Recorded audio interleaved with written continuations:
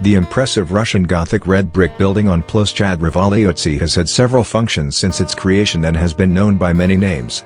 It was built between 1890 and 1892 and was originally used as the Moscow City Duma.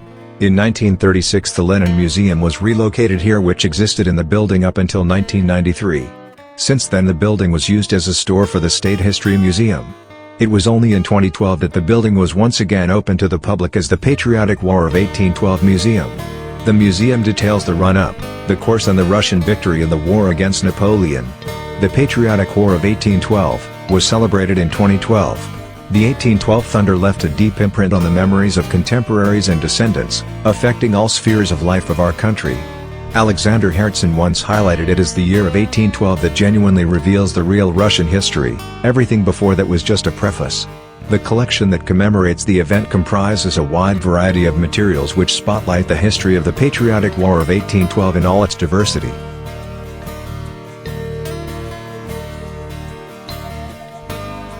The Museum of Patriotic War of 1812 Russian opened its doors in 2012 in Revolution Square, the heart of Moscow. It tells the story of one of the most complicated stages in the history of Russia, its victory over Napoleon and its role in the release of Europe from its occupiers. The display is housed in an early 19th century building constructed in the Russian style.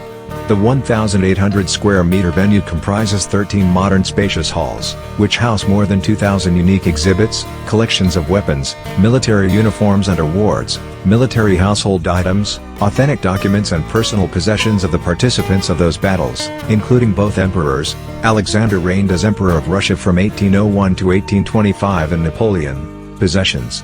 A visit to the museum will undoubtedly be fascinating for lovers of military history. The exhibition space is successfully supplemented with interactive touchscreen kiosks.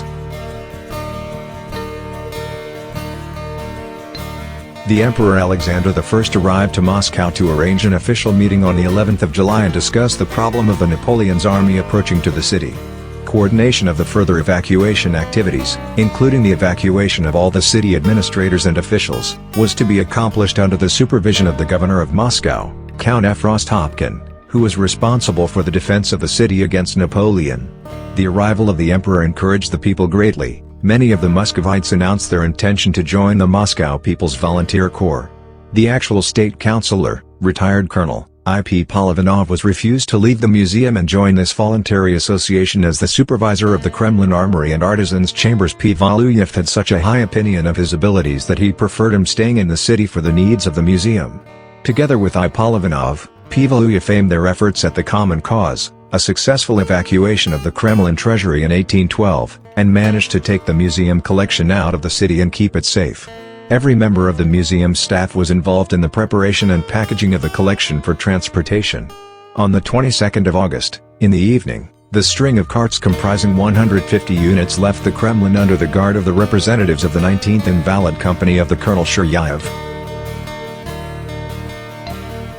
By land they have been traveling to the city of Kolomna, where precious goods were to be transferred to large barges.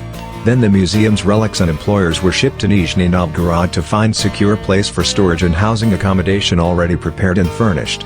In December 1812 the armory collection was transferred to the city of Vladimir, and later, after a church service had been held, the train proceeded to Moscow. The collection was returned to the Kremlin on the 16th of June and placed on the ground floor of the new armory building. The sorting out of items has begun.